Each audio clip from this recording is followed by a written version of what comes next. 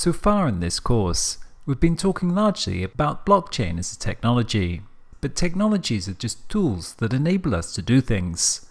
The interesting part of the blockchain is really what it enables in terms of new forms of distributed organization. As one commentator noted, the blockchain is an institutional technology, not an information technology. There's an enormous difference between the two. Institutional revolutions are things that don't happen very often.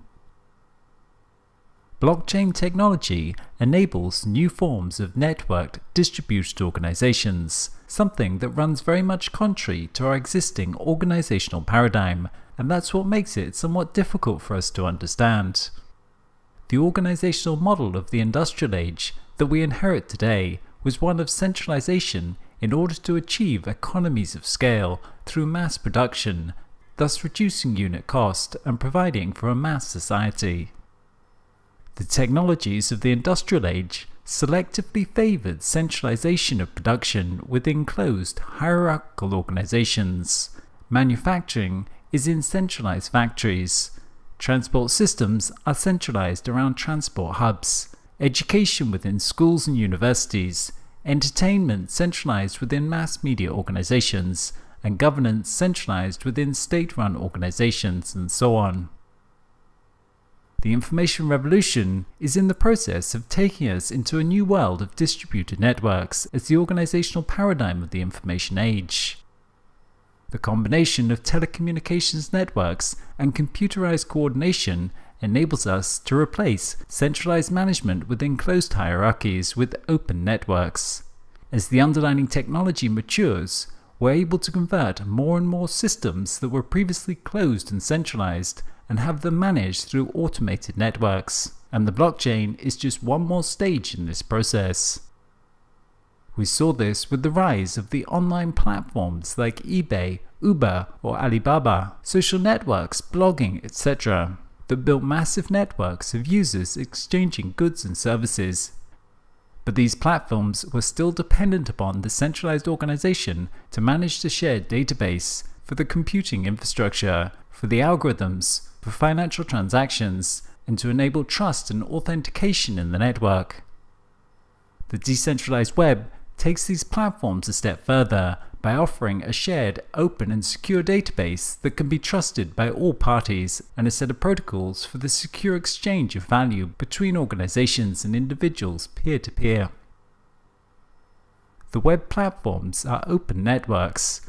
This means they do not just optimize within a given organization, but can enable coordination across whole industries. Indeed, this is why and how they're quickly supplanting the closed organizations.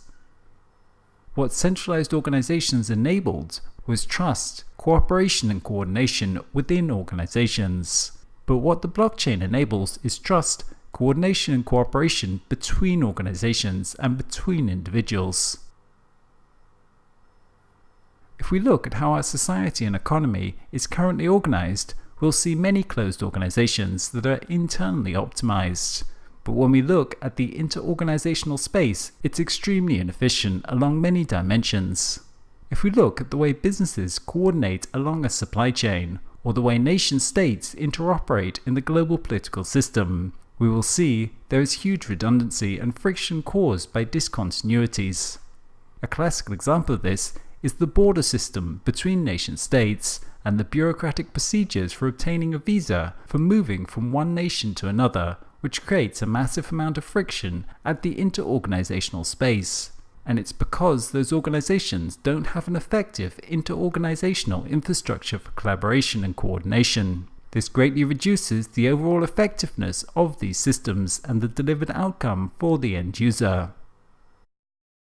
When we look internal to these organizations, they look like efficient, well-oiled machines. But when we look between them, the whole space is very inefficient. The whole space is very ineffective at delivering overall outcomes. And this is part of the significance of the blockchain, because it provides a shared, trusted database between organizations. It has the potential to switch the dynamics within economy and society from competition between closed centralized organizations to collaboration between organizations, and greatly strengthen working capacities across organizational boundaries. The results of this would be much more efficient overall societal and economic outcomes. Indeed, we can note that achieving coordination across organizations could result in quantum leaps in delivering outcomes and our capacity to tackle major global challenges of today, such as environmental degradation, where weak existing inter-organizational institutional infrastructure has gained little traction. In this respect, the blockchain has the potential to give us not just incremental improvements, but an order of magnitude greater capacities within society through collaboration within whole ecosystems. It is precisely this coordination across organizations, industries, nations, and people that is required to provide the resources needed to tackle some of today's most complex challenges. And it's precisely this that is significantly absent within existing institutional structures. Because of the centralizing forces prevalent within the industrial age, we live in societies that are operated by many different closed organizations, many different companies all producing cars and competing for market share, many different governments that all focus on the interests of their citizens over those of others, many different healthcare providers, transport providers, etc. The result of this is, though, a huge amount of inefficiency and redundancy when taken as a whole, many different companies all recreating the wheel within their own organizations and expending huge amounts of time and energy on trying to get ahead of their peers. We assume that this is the normal state of operations, that it's just human nature in some way. But in fact, it's really just a function of the institutional structures we have built over the past centuries.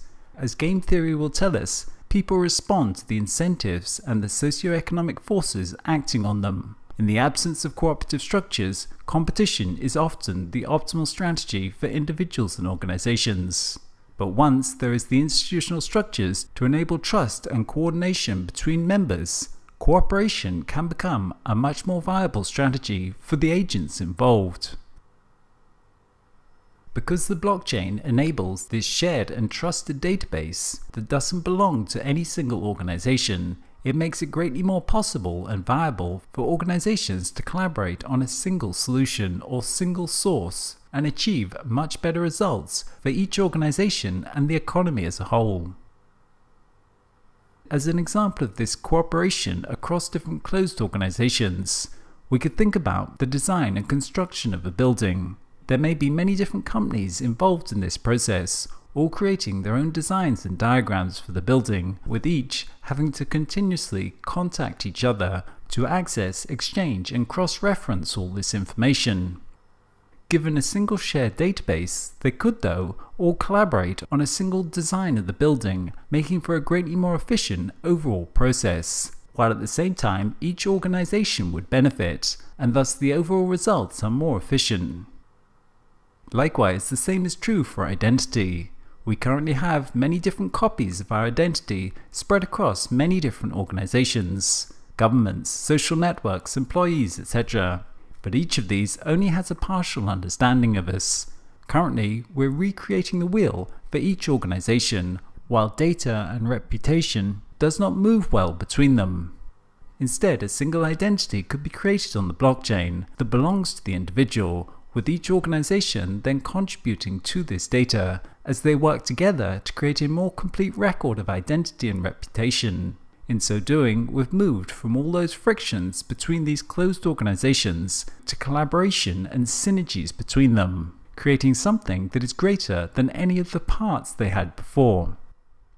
The same for a supply chain. Instead of each participant holding their own documents and records during each stage in the supply chain, a single record for the item could be created on the blockchain, with each organization then contributing their information to it, to create a single source of truth that is accessible to all as needed, while at the same time being more secure than having separate records in each centralized database. The end result of this new institutional technology is a much greater capacity for inter-organizational collaboration and powerful ecosystems that are greater than the sum of their parts. given that all our current systems of organization that are centralized could be decentralized in this fashion using blockchain technology, we can see how it really could enable a reorganization of society and economy. Organizations within society rarely operate in isolation. They function as parts of ecosystems, and the value for society is not created by any one, but instead by the flow of value across the ecosystem. It's not Apple that delivers our iPhones, it's a massive global supply chain of hundreds of different organizations collaborating. Whereas our previous institutional structures optimize for individual organizations, the blockchain optimizes for the value within the whole ecosystem, and thus potentially much greater value for society as a whole.